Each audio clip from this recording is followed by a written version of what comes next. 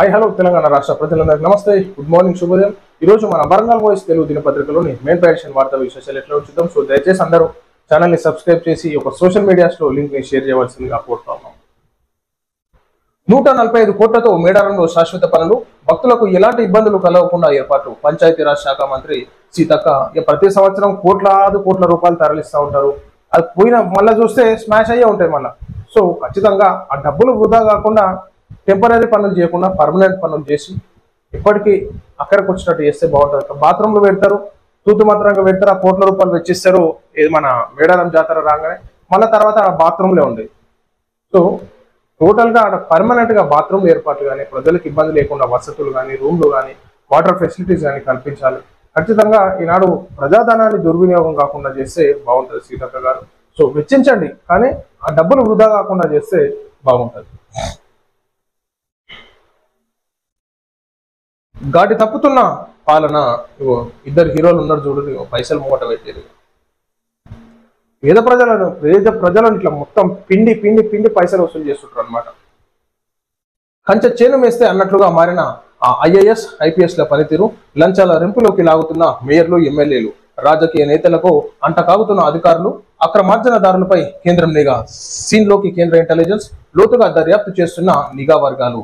ప్రజలకు మెరుగైన పాలనను అందించడంలో ముఖ్య భూమిక పోషించాల్సిన సివిల్ సర్వెంట్లు గాడి తప్పుతున్నారు. నిబద్ధత, నిష్పక్షపాతం, ఆ నిజాయితీలకు నిలువుటద్దంగా నిలవాల్సిన IAS IPS అధికారుల్లో కొందరు తమ పందాను మార్చుకొని విధుల్లో చేరినప్పటి నుంచే అక్రమార్జన అలవాటుగా మార్చుకుంటున్నారు. కంచె చేను వేస్తే అన్నట్టుగా వారి వ్యవహార శైలి మారింది. ప్రజల అవసరాలను గుర్తించి పథకాలు రూపొందించడం, వాటిని అట్టడుగు వారికి అందేలా అమలు చేయడంలో కీలక భూమిక పోషించాల్సిన IAS IPSలు సంపాదనే లక్ష్యంగా అడుగులు వేస్తున్నారు. కొంతమంది హైదరాబాద్ చుట్టుపక్కల పెద్ద ఎత్తున భూములు, ఫామ్ హౌస్లు కొనుగోలు చేశారంటూ కేంద్రానికి ఫిర్యాదులు అందడంతో ఇంటెలిజెన్స్ బృందాలను రంగంలోకి దింపినట్లు సమాచారం. వారు సర్వీసులోకి వచ్చిన కొత్తలో ఉన్న ఆస్తి ఎంత, ఇప్పుడు ఎంత అన్నదాన్ని వివరాలపై కేంద్రం నిఘా వర్గాలు ఆరా తీస్తున్నాయి. వీటితో పాటు బంధువుల పేర్ల మీద కూడబెట్టిన ఆస్తుల చిట్టాను సైతం సేకరిస్తున్నారు. ఇదిలా ఉండగా కొందరు మేయర్లు, ఎమ్మెల్యేలు వారి అక్రమాస్తులను పెంచుకునేందుకు IAS IPS అధికారులను లంచాల రొంపులోకి లాగుతున్నట్లు సమాచారం. మనం రెగ్యులర్ గా చూస్తూనే ఉన్నాము మన వార్తాపత్రికలలో. ఎవడో ఒకరు MRO అయితేనేమి, ఉన్నటువంటి రిజిస్టర్ ఆఫీసులు అయితేనేమి, అధికారులు అయితేనేమి, ఏఈలు అయితేనేమి, ఇట్లా మొత్తం పైసలు తీసుకోవడం, అవినీతికి పాల్పడడం జరుగుతూ ఉంది. కాబట్టి సో వాళ్ళు బినామీల పేర్ల మీద పెడుతున్నారు. ఎందుకంటే చాలా హుషారైతుంటారు అనమాట. చుట్టాల మీద ఉండే దోస్తుల పేర్ల మీద ఇట్లా చేస్తుంటారు అనమాట. సో ఖచ్చితంగా ఈనాడు ఇంటెలిజెన్స్ వర్గాలు ప్రతి ఒక్కరి మీద, ప్రతి అధికారి మీద ఫోకస్ పెట్టాలి. వాళ్ళ ఆస్తుల వివరాలు ఎట్లున్నాయి, సో చాలా పకడ్బందీగా చేయాలి. ఎందుకంటే ఈనాడు చాలా మటుకు అవినీతి కార్యక్రమాలు జరుగుతూ ఉన్నాయి. కాబట్టి ఈనాడు కలెక్టర్లు కూడా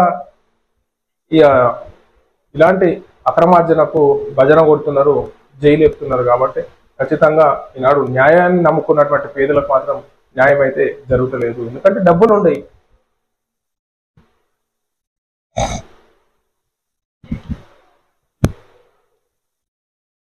యువకుడు కిడ్నాప్, హత్య, కానిస్టేబుల్ తో సహా 5గురి అరెస్ట్. వివరాలు వెల్లడించిన సిపి సన్ప్రీత్ సింగ్ అన్నట్టు యువకుడిని కిడ్నాప్ చేసి హత్య చేయడం జరిగింది. సో కానిస్టేబుల్ తో సహా 5గురి అరెస్ట్ అన్నట్టు మనం చూసుకోవాలి. ఇది 8వ పేజ్లో పూర్తి వార్తా వివరణ ఉంది. తన కొడుకుని కడ తెచ్చిన కంది, రోకలి బండతో బాధి హత్య. రేగొండ మండలం రేపాకపల్లి గ్రామంలో దారుణం కాకపోతే కన్న కొడుకుని కన్న తండ్రి కడ తెచ్చినట్ట. ఈ గొడవలు జరగడము, ఈ చంపుకోవడం ఈనాడు తెలంగాణ రాష్ట్రంలో చాలా జరుగుతూ ఉన్నాయి. కాబట్టి ఈనాడు క్షణిక ఆవేశంలో, తాగిన మత్తులో ఈనాడు చాలా మటుకు ఇలాంటి సంఘటనలు జరుగుతూ ఉన్నాయి. కాబట్టి దయచేసి ఈ యొక్క మందులని ఈనాడు గ్రామీణ ప్రాంతాలలో అడ్డగోలుగా బెల్ట్ షాపులు పెట్టడం, ఈ విధమైనటువంటి కార్యక్రమాలకి దారి తీస్తూ ఉన్నాయి. కాబట్టి ఈనాడు ప్రజలు కూడా క్షణికావేశంతోనే ఏదో గొడవలు పెట్టుకోవడము, చంపుకోవడం ఇది కాదు. సో దయచేసి ఆలోచనపూరితంగా వ్యవహరించాలి. కానీ ఈ విధంగా తండ్రిని కొడుకు చంపుడు, కొడుకు తండ్రిని చంపుడు, భార్య భర్తను చంపుడు, భర్త భార్యను చంపుడు, ఉన్నటువంటి తల్లి పిల్లలను చంపుడు, పిల్లలు తల్లిదండ్రులను చంపుడు, ఇట్లా జరుగుతున్నాయి సంఘటనలు. కాబట్టి దయచేసి అందరూ దీనిపైన ఆలోచించాలి. గొడవలు పెట్టుకోకుండా సామరస్యంగా ఉండాలని కోరుతాం. ప్రసన్నాంజనేయ స్వామికి చందన సేవ అన్నట్టు మనం ఎటు చూసుకోవచ్చు. సో దయచేసి ఉన్నటువంటి ఆ భగవంతుని కూడా మేము వేడుకుంటా ఉన్నాం. తెలంగాణ రాష్ట్రంలో ఏ విధమైనటువంటి అవాంఛనీయ సంఘటనలు జరగదు. ప్రజలందరూ సామరస్యంగా ఉండాలి, సంతోషంగా ఉండాలి. గొడవలు ఇవన్నీ జరగకుండా ఆ స్వామివారి దీవెనలు అందరి మీద ఉండాలి అని చెప్పేసి, ప్రశాంతంగా తెలంగాణ రాష్ట్రం ఉండాలని చెప్పేసి కోరుకుందాం. సో ఇది ప్రజలను మనం చూస్తాం ఈరోజు వరంగల్ వాయిస్ తెలుగు దినపత్రికలోని మెయిన్ పేజెస్ అండ్ వార్తా విశేషాలు. అందరికీ నమస్తే.